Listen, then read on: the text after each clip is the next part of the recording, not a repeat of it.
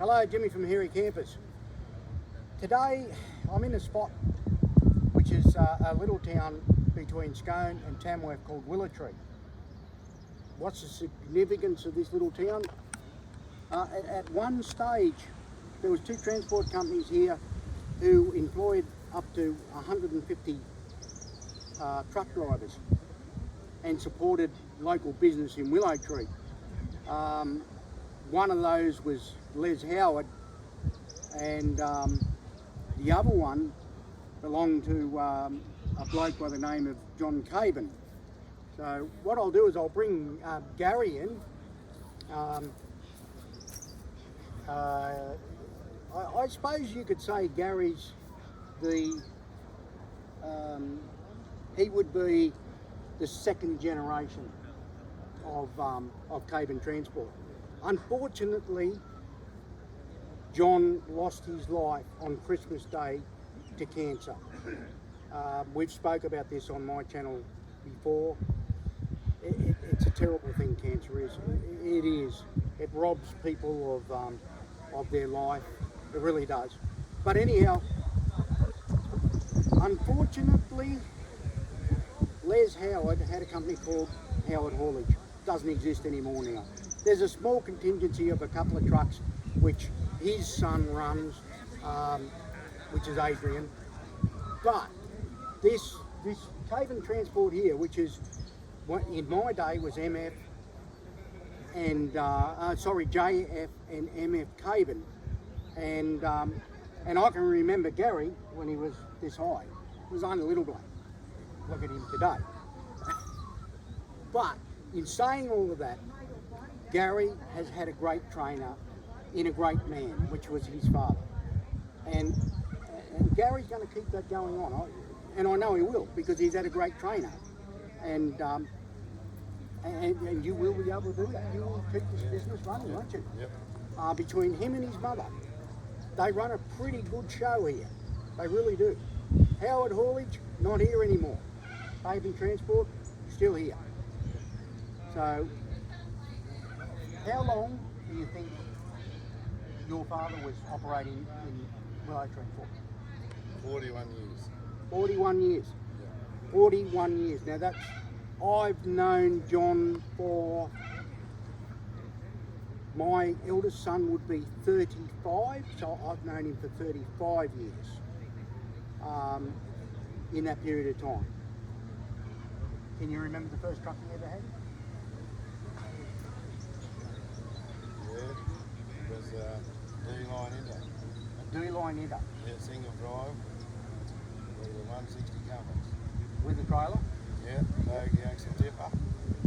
Then he got an N7 Volvo. Yep. Then he proceeded to buy Webster's out and then F12 Volvo. I remember the F12. And then he bought a brand new LNT Louisville. Right. And then a brand new S-Line. And a brand new S-Line. And that's, We just went on from there. and that was the blue one, wasn't it? Yes. That's what Sunflowers used to drive. Yep. Right. So He drove both. he drove both of them. Louisville had my lady. Yeah, I remember that. Well, all right, so you can see the experience here with Gary. There is no worries about what Gary could do. He's grown up with Caban Transport. How do I know that? Gary was this high, and then when he was this high, he decided to come and work for Dad. How did we work that? Gary used to drive the truck when you was 16? Oh, yeah, A bit under. What used to happen Yeah. is when we would get tired and we had to be somewhere, Gary would come and do the driving for us. Now, I'm not saying that that's legal, but anyhow, in them days, that's what happened. So, but you know, that's what I'm saying. He's got more experience than Pope Sticker. Okay, thank you very much, Gary. Sorry about your father. And we'll carry on here, and I'll tell you the story, my story about John Caban. I started with John Caban many years ago, back in the probably the 1980s, early 1980s, and in saying that, I had to start with him and didn't do a very good job of it and John didn't think I was suited for that part, so we parted ways and away we went. About 1985, I was married and I was looking for a job, and I rung Cabe up and said, you know, I'm down here and a little bit broke, and his answer was, oh, well, you better come up here and I'll find you something to do. So I started driving for John Caban, and we used to cart grain, we used to cart TNT, Express, didn't matter what it was. But there was one thing about it. It was like working for family. When you'd had enough, you'd had enough. You either left, or you went and done something else and always came back. Or you just go and sleep in one of the caravans and have a bit of a rest and go again tomorrow night. I worked for John Caban on and off. Myself and my brother, Doc, we worked for John Caban for at least on and off 20 years. And I'm about right with that. If it wasn't 20, it was a good 15. You'd sort of come here, you'd do a little bit for a little while, and then you'd go somewhere else, but you'd always come back. And John was, it was hard work, don't get me wrong, it was hard work.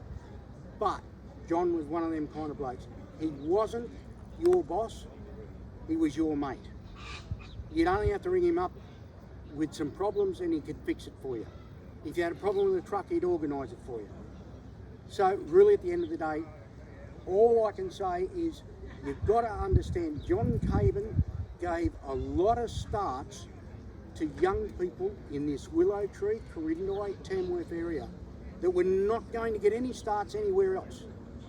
He gave them a go, got them going, and some of them people are here today at his funeral. So at the end of the day, all I can say is John Caban, I wouldn't say he was a very dear friend, but he was a friend. Rest in peace, mate. I know what it's like. And thank you for your contributions to the transport industry and also to the town of Willow Tree. Thank you.